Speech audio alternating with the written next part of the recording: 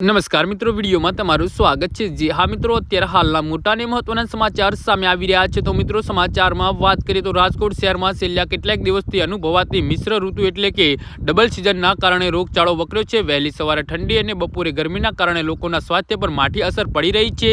રાજકોટ મહાનગરપાલિકા આરોગ્ય વિભાગ દ્વારા જાહેરમાં કરવામાં આવેલા સાપ્તાહિક આંકડા મુજબ શહેરમાં શરદી, ઉધરસ અને તાવના કેસોમાં નોંધપાત્ર વધારો જોવા મળ્યો છે। જી હા મિત્રો, ઘટનાની મળતી માહિતી અનુસાર છેલ્લા એક અઠવાડિયામાં રાજકોટ શહેરમાં શરદી ઉધરસના 933 કેસ અને સામાન્ય તાવના 715 કેસ નોંધાયા છે।